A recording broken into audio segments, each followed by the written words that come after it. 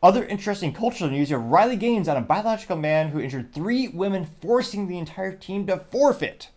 Now, this came to us thanks to her individual X Twitter profile, and Riley Gaines says, quote, trans-identified male player for KIPP Academy in Massachusetts injured 3 girls before halftime, causing Lowell Collegiate Charter School to forfeit. A man hitting a woman used to be called domestic abuse. Now it's called brave. Who watches this and actually thinks this is, quote, compassionate, kind, and inclusive? Let's see if there's any sound to this.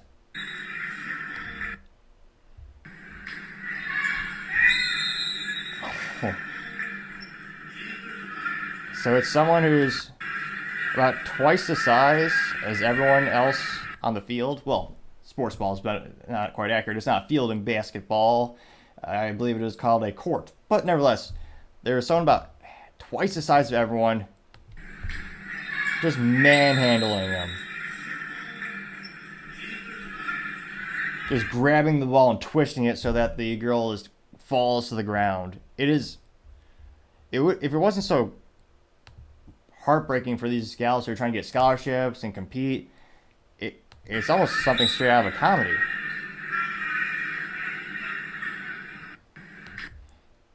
And I think, again, this topic is coming more and more into the cultural forefront, and I think the conversation is going to start changing in the next couple of years, where people are going to start setting up either a different division or just saying this isn't appropriate. These people are quite literally getting injured from this, not just, the cliche of emotional damage, but you also have the real life injuries as well as the physical injuries of the losing scholarships, opportunities.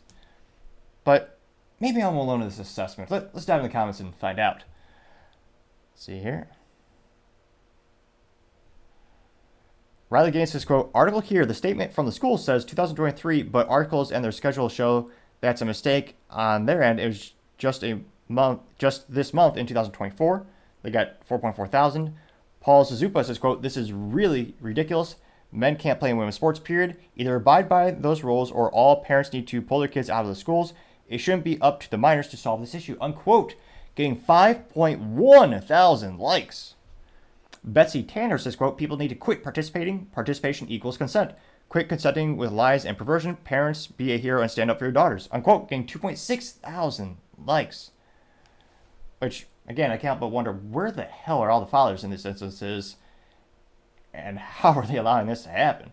In many of these instances, we're not even seeing someone taking the 12-minute effort to go to Hobby Lobby and paying $1.65 for poster board to put some type of a protest together. I mean, shoot, spending an extra $1 on a nice brand new Sharpie, you can get a little sign of protest right there. And yet, in many of these instances, in the past, we haven't really been seeing that. Yo says, quote, every dad watching their daughter play against this dude is a coward, unquote, getting 6.1 thousand likes. Trump.ai says, quote, guys stealing girls' trophies and beating them up in the process. Hashtag trans women are common, unquote, getting 2.8 thousand likes.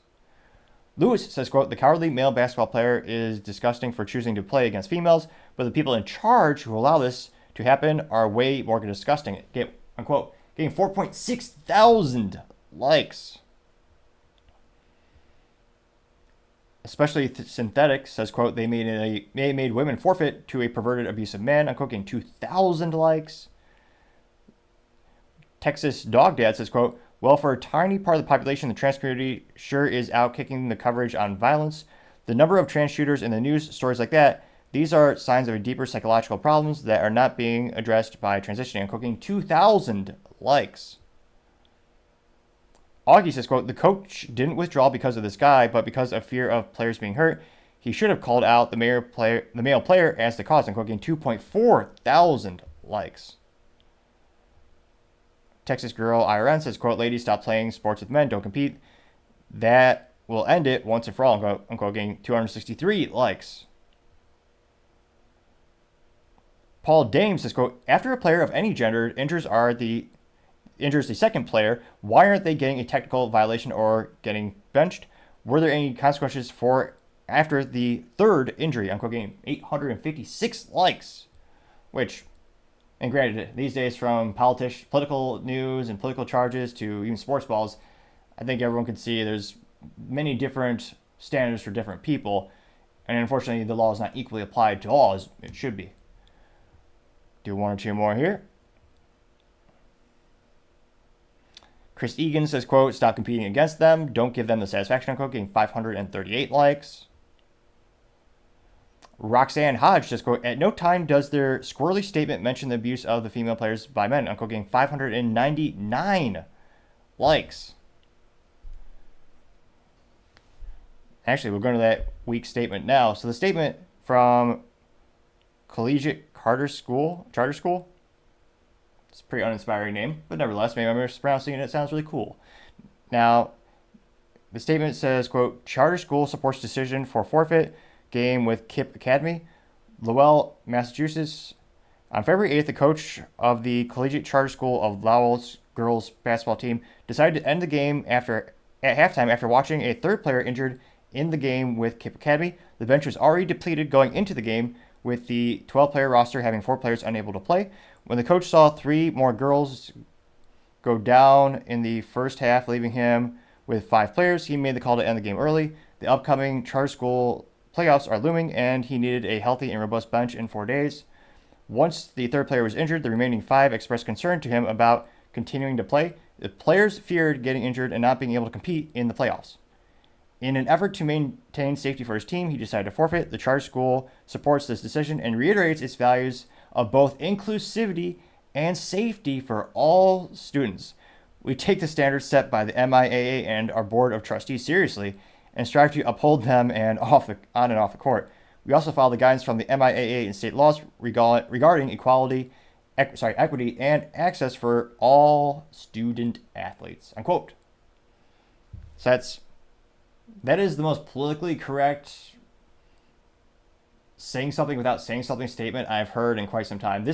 Whoever wrote this is, well, maybe it's just ChatGPT, but I don't know if they're in politics already, but they would make a exceptional politician. Well, not a good politician, but exceptional in the way that they are able to dodge questions, and as well as they are as effective as they're able to dodge responsibility.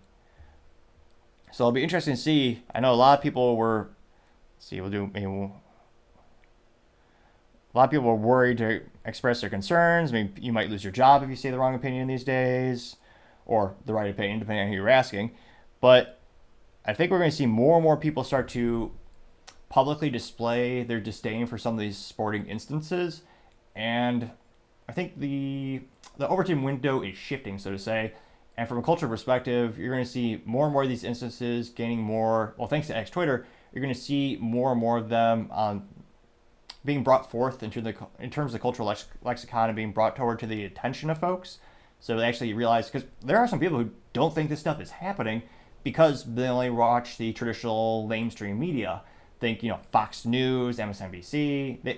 They kind of stick to their own lane and they really don't seek additional information.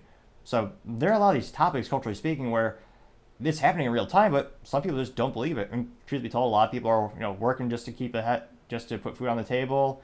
Got hyperinflation. This is the last thing on their mind, but it certainly is an important cultural issue, and it has some detrimental effects on many parties that are involved, not just safety, but as I mentioned earlier, we have the worry about scholarships, their health, their confidence.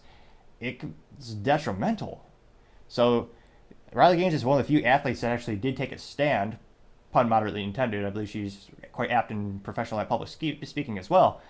But I think you're going to see more and more people start to bring this up to the forefront and be more confident in sharing their opinions. And maybe, I'm not sure what the Las Vegas odds are, but maybe the sporting organizations and the collegiate athletes, and maybe they'll change the rules back to the default that it's been for decades upon decades.